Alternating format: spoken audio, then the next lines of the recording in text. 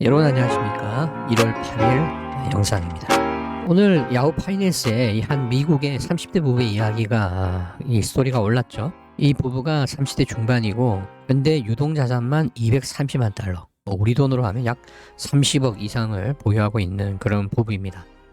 네, 근데 여기서 핵심은 뭐 부자다 이런 거를 지금 얘기하고 있지 않고 유동자산의 중요성에 대해서 굉장히 이야기를 하고 있는 것 같아요. 집처럼 팔기 어려운 자산 말고, 뭐 연금처럼 묶여있는 자산 말고 지금 당장 나에게 선택지를 만들어주는 그런 자산만 230만 달러. 그러니까 이 부분은 42세 이전에 400만 달러를 만들어서 조기 은퇴를 목표로 하고 지금 달려가고 있다고 하는데요. 어떻게 이 부부가 여기까지 왔을까? 근데 그들의 인터뷰를 보면 방식은 의외로 단순했습니다. 우선은 이 두 부부의 합산 소득이 매우 높았다라는 거예요. 연소득이 약 55만 달러. 뭐 이것은 투자 이전에 출발선이 이미 다른 것이다 이렇게 말할 수 있겠고요. 그리고 투자 방식도 굉장히 평범했습니다. 시장의 예측, 뭐 종목 맞추기, 레버리지 이런 거 다 하지 못하고 그냥 정기적으로 시장이 좋든 나쁘든 투자를 멈추지 않았다라는 거예요. 그리고 또 하나는 생활 수준을 의도적으로 눌렀다. 소득이 늘어나도 뭐 집을 키운다든지 차를 바꾼다든지 지출 구조를 뭐 이렇게 바꾼다든지 이렇지 않고 고정시켰다라는 겁니다. 자, 그런데 이 기사 이야기를 보면서 저는 우리 한국에 있는 투자자들한테는 이게 와닿을까 이런 생각이 좀 들더라고요. 왜냐하면 뭐 연봉부터가 다르고 미국이니까 이거 가능한 얘기 아닌가 이런 정상적인 생각을 할 수가 있겠죠. 미국의 어떤 고소득 구조, 세금 혜택 계좌, 장기 투자 문화 등이 한국의 현실과는 너무 다르단 말이에요. 그래서 이 이야기를 나도 저렇게 해야지라고 받아들이면 어떻게 보면 한쪽으로는 좌절만 남을 수 있지 않을까. 그래서 여기서부터 우리가 관점을 좀 바꾸는 것이 중요한데요. 그럼 한국의 평범한 투자자는 도대체 무엇을 배워야 할까요? 이 가장 중요한 부분입니다. 이 부분의 이야기를 결과가 아니라 구조로 봐야 하기 때문입니다. 자, 이 부부가 가장 중요하게 지키려고 했던 것은 유동성이죠. 뭐 얼마를 올렸느냐, 이게 언제 꺼냈을 수 있느냐가 얼마나 올랐느냐보다 이게 언제든지 꺼냈을 수 있는 그게 이제 더 중요했다라는 것입니다. 이거를 만약에 한국 투자자에게 그대로 적용하면 집값이나 총자산이 아니라 미국 주식 계좌 잔고 자체를 인생 자산의 중심에 둔다라는 것이죠. 이게 이제 어떤 심리냐면, 여러분 집은 심리적으로 안정을 주잖아요.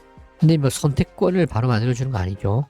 반면에 유동자산은 이게 나하고 좀 맞지 않는다라고 할 수도 있고, 또는 하락장을 버틸 수 있는 여유, 또 투자 기회를 잡을 수 있는 자유까지도 줄 수 있는 것이 유동자산이다라는 것입니다. 아무튼 이 부부가 시장이 흔들릴 때도 계속 투자할 수 있었던 이유는 용기가 있어서가 아니라 생활비와 투자 자금을 철저히 분리했기 때문이라고 그래요.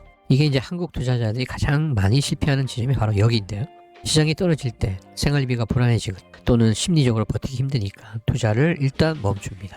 그래서 한국 투자자에게 가장 중요한 것은 수익률보다 먼저 투자를 멈추지 않아도 된다라는 환경을 만드는 게 중요하다는 거예요. 그래서 여러분 현금 비중, 고정 지출의 크기, 투자 자금의 성격 이런 것들이 정리되지 않고서는 TCA는 이론에 불과하다. 자, 목표를 처음부터 파이어로 잡지를 않았어요. 이 부분은 나는 몇 살에 은퇴할 거야 로부터 시작을 하지 않았다는 거죠. 그들은 이번 해에 얼마를 더 쓸까? 선택지를 하나 늘릴까? 이런 식으로 목표를 잘게 쪼갰다는 것입니다. 이건 우리 한국 투자자에게 정말 필요한 것인데요. 파이어, 해고가 아니라 먼저 주식계좌 3억, 그 다음에는 7억, 그 다음에 10억 뭐 이런 식으로 가야 중간에 포기하지 않는다라는 거예요.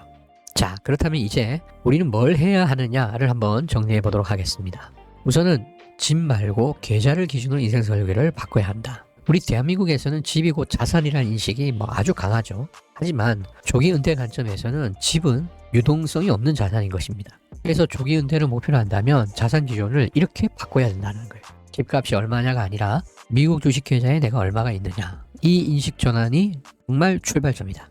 투자 구조가 최대한 단순해야 하기 때문에 그렇습니다. 많은 한국 투자자들이 투자를 복잡하게 만들다가 결국은 중간에 포기를 하는데요. 조기 은퇴를 목표로 한다면 투자는 재능이 아니라 습관과 구조의 문제다. 그래서 코어는 어제도 말씀드렸습니다만 QQQ, S&P 500 같은 광범위한 ETF 종목 수는 최소화하고요. 그리고 판단 횟수도 최소화해야 한다. 이렇게 해야 우리가 장기로 10년, 20년을 버틸 수 있다라는 것입니다. 그리고 이 부부가 가장 잘하는 선택 중에 하나는 하락장을 견딜 수 있는 현금 구조, 여유 자금을 남겨두었었다라는 거예요. 이것은 우리 한국 투자자도 마찬가지죠.